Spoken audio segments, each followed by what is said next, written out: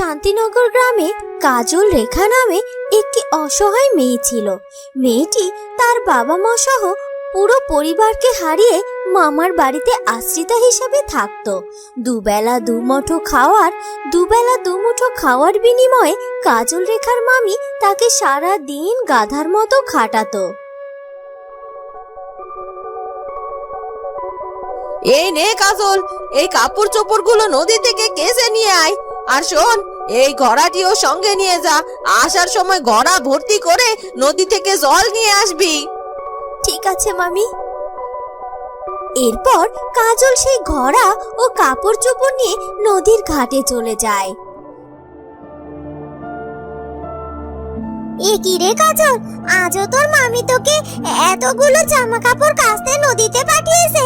রোজ রোজ কারো বাড়িতে এত কাপড় আবার নোংরা হয় নাকি রে? সাথে আবার এত বড় একটা কলস, রোজ রোজ এত নদীর জল দিয়ে কি করে রে তোর মামি? না না সখী, তুই মামিকে ভুল বুঝছিস। আসলে আমার মামি খুব পরিষ্কার পরিচ্ছন্ন মানুষ তো, তাই তো সে একদিনও নোংরা পোশাকও পরতে পারে না রে। আর রোজ এই নদী থেকে কেন আমাকে জল নিয়ে যেতে হয় জানিস? কারণ আমার মামাতো বোন ফুলি তো কলের জলে স্নান করতেই পারে না।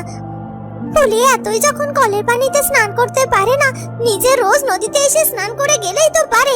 তাহলে তো তোকে আর এত কষ্ট করতে হয় না, রোজ রোজ পানি টানতে হয় না। তোর একটা বিয়ে হয়ে গেলে এই বাড়ি থেকে বেরোতে পারলে তুই রেহাই পাস। বিয়ে? সেসব আমার কপালে নেই রে। সবার জীবনে কি বিয়ের ফুল ফোটে নাকি? মামা মামি খেতে পড়তে দেয়, এটাই তো অনেক। আচ্ছা সে যাই হোক, এখন তোকে আর এত কিছু বলতে হবে না।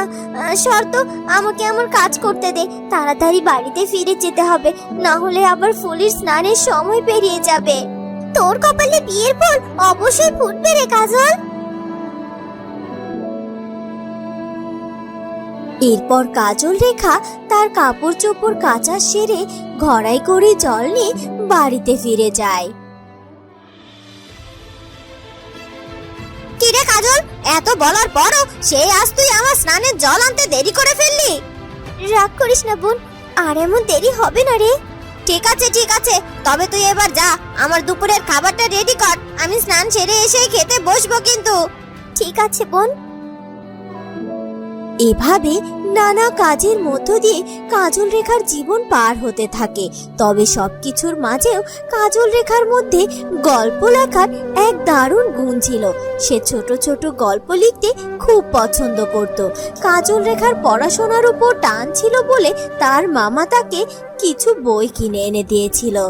শোন মা কাজল, তোকে যে আমি বইপত্র কিনে দেই, তুই কিন্তু ভুলেও এই কথা কাউকে বলিস না। তোর মামি আর ফুলি যদি এ কথা জানতে পেরে যায়, তবে তোর আর আমার দুজনেরই অনেক কথা শুনতে হবে রে মা। না না মামা, তুমি চিন্তা করো না, আমি কাউকে এ কথা বলবো না। এরপর কাজলের মামা চলে যায় আর কাজল তার গল্প লিখতে বসে। আচ্ছা, আমার গল্পগুলো তো আমার পর্যন্ত সীমাবদ্ধ থেকে গেল। এই গল্পগুলো যখন কেউ পড়বে, তখনই তো গল্পগুলো তার আসল প্রাণ ফিরে পাবে। আমি কাল বরং আমার লেখা গল্পগুলো সখীকে দেব, দেখি ওর আমার গল্পগুলো পড়ে কেমন লাগে। পরদিন সকালে কাজল রেখা তার লেখা গল্পের কাগজগুলো তার সখীকে দেয়। বাহ কাজল, তোর মধ্যে এত বড় একটা গুণ আছে, তা তো আগে জানতামই না। তুই দারুণ গল্প লিখেছিস। এগুলো যদি কাগজে ছাপানো হয়, তাহলে দেখতিস দেশ বিদেশ থেকে কত লোক তোর খোঁজ করতে আসতো। এমনকি তোর গল্পগুলো বইয়ের পাতায় ছাপানো হতো রে। দেখ কি যে বলিস না তুই, ওসব বাজে কথা ছাড়। আমি তো এমনিতেই গল্প লিখি, এসব নিয়ে অত মাথামাতি করার কি আছে রে। আচ্ছা দে কাগজগুলো আমায় দে তো। না না, এগুলো আমি তোকে দেব না, এগুলো দিয়ে আমার দরকার আছে। আচ্ছা বাবা, ঠিক আছে, তাহলে রেখে দে তোর কাছে এগুলো। এরপর কাজল তার বাড়িতে ফিরে যায়। কিছুদিন পর তার সেই সখীর শহরে এক ছেলের সাথে বিয়ে হয়ে যায়। বলছি কি বউ, আমার কাছে কাজলের জন্য দু একটা ভালো ভালো বিয়ের প্রস্তাব এসেছে। তুমি যদি বলো, তবে আমি পাত্রপক্ষকে আসতে বলতে পারি। বাড়ি এলেন পরের মেয়ের বিয়ের দায়িত্ব পালন করতে? বলি ঘরে যে নিজেরও একটা বিয়ের যোগ্য মেয়ে আছে, সে কথা কি মনে আছে তোমার? হ্যাঁ, তা কেন মনে থাকবে না? শুনি, আগে কাজলের বিয়েটা মিটিয়ে তারপর তো ফুলির বিয়ের ব্যবস্থা করব। না না না, সেটা হচ্ছে না। পরের মেয়ের বিয়ের ফুল ফোটাতে গিয়ে আমি নিজের মেয়ের বিয়ের ফুলটা তো ঝরাতে পারি না। তুমি ওই কাজলের বিয়েতে সব টাকা পয়সা খরচ করার পর নিজের মেয়ের বিয়ের সময় কি লবডঙ্গা হাতে করে বসে থাকবে নাকি? তা তো আমি হতে দেব না। আর তাছাড়া যার বাবা মা 14 গোষ্ঠী কেউ নেই, তার আবার বিয়ের কি দরকার শুনি? তোমার সাথে আমি কথায় পারবো না গিন্নি। তোমার যেটা ভালো লাগে তুমি সেটাই করো।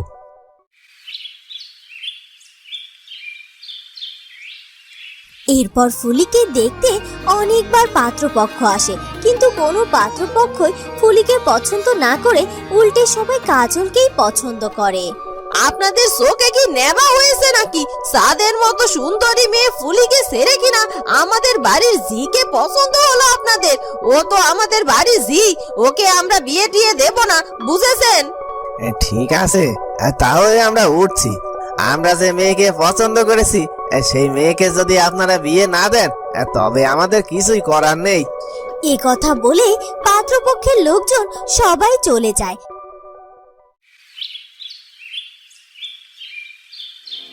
মুখপুরি, তোকে কে বলেছিল পাত্রপক্ষের সামনে আসতে?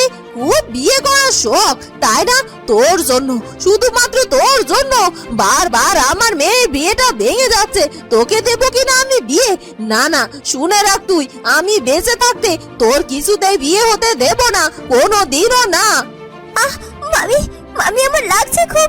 তুমি তুমি তো বলেছিলে পাত্রপক্ষ এলে তাদেরকে যেন আমি নাস্তা দিয়ে যাই, তাই তো আমি তাদের নাস্তা দিতে এসেছিলাম।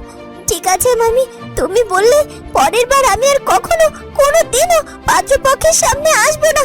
তাও আমায় ছেড়ে দাও মামি, আমাকে মেরো না। ঠিক আছে, সে কথা যেন মনে থাকে। চল ফুলি, ঘরে চল। এরপর ফুলি ও তার মা ঘরে চলে যায়। হে বিধাতা, জন্মের পর থেকে তুমি আমায় কিসের শাস্তি দিচ্ছ? মা বাবার মৃত্যুর পর থেকে মামির কাছে আশ্রয় পেয়েছি, এখন তুমি আমার সেই আশ্রয়টুকু কেড়ে নিও না বিধাতা। সবার জীবনে তো বিয়ের ফুল ফোটে না, কারো কারো জীবনে বিয়ের ফুল ফোটার আগেই ঝরে পড়ে যায়। তাই আমার জীবনেও বিয়ের কোনো প্রয়োজন নেই, শুধু আমার এই আশ্রয়টুকু থাকলেই চলবে। এভাবে কষ্ট দুঃখের ভেতর দিয়ে কাজলের দিন পার হয়।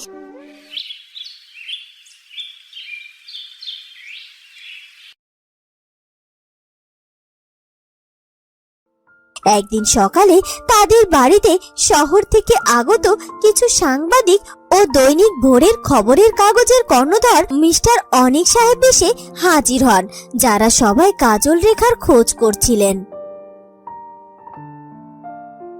আমরা খবর পেয়েছি ছোট গল্প লেখিকা সেই বিখ্যাত কাজল রেখার বাড়ি নাকি এটা, যার অজস্র গল্প শহরের বিখ্যাত বিখ্যাত কাগজে ছাপানো হয়েছে। সেগুলো পড়ে কিনা মুগ্ধ হয়েছে হাজারো গল্পপ্রেমীরা।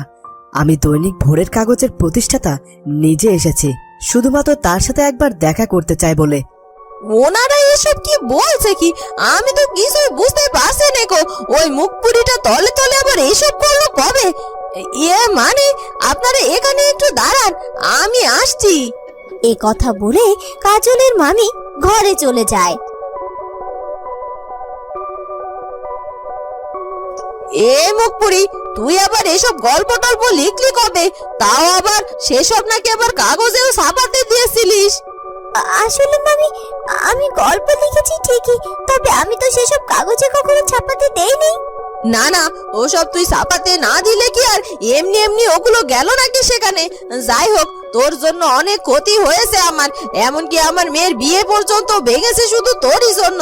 আর এখন তুই কিনা বড় লেখিকা হয়ে শহরে গিয়ে নাম কামাবি? না না না, তা হবে না। আমি তোকে যা বলছি তাই তোকে এখন শুনতে হবে। হ্যাঁ মামি, বলো, তুমি আমায় যা বলবে আমি তাই করব।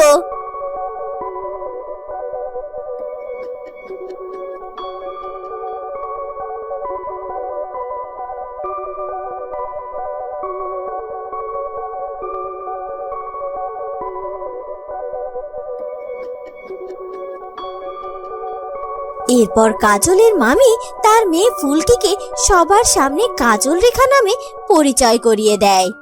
মিস কাজল রেখা, আমি ছোট থেকে একজন গল্পপ্রেমী মানুষ, তাই তো আমি আপনার লেখা গল্প পড়ে মুগ্ধ হয়ে সরাসরি চলে এসেছি আপনার সাথে দেখা করতে। আর তাছাড়া আপনার খুব কাছের কেউ আমাকে আপনার ঠিকানা দিয়ে পাঠিয়েছেন।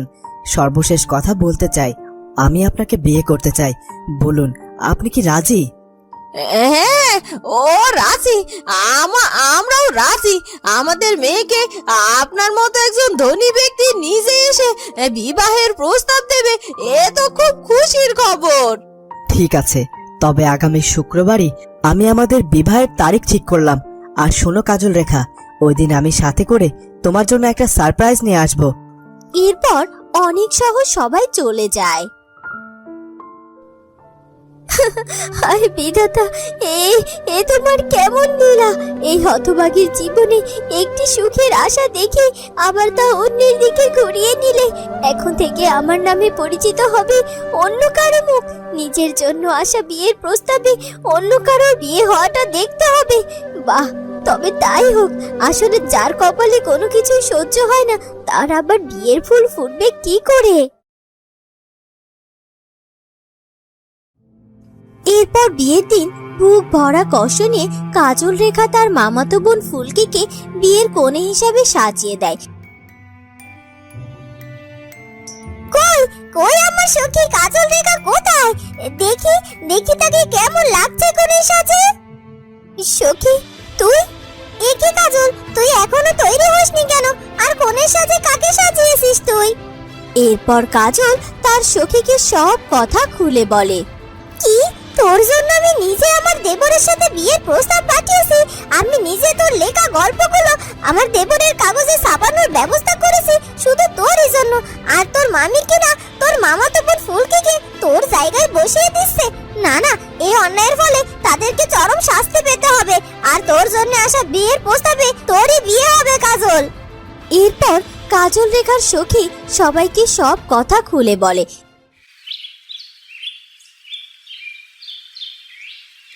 এবং কাজল রেখার সাথেই অনিকের বিয়ে হয়ে যায়। আজ আমি খুব খুশি। এতদিন আমার মেয়ে বউয়ের অত্যাচার থেকে আমার ভাগ্নিটা রক্ষা পেল। যা মা কাজল, স্বামীকে নিয়ে সুখে শান্তিতে সংসার কর। কাজল, বৌদি আমায় তোমার বিষয়ে সব বলেছে। আমি তোমায় কথা দিচ্ছি, আজ থেকে তোমার আর কোনো দুঃখ থাকবে না। দেখ কাজল, অবশেষে তোর বিয়ের ফুলটা ফুটে গেল বল। আজ থেকে তুই আর আমি একই বাড়ির বউ হয়ে সুখে শান্তিতে সংসার করব।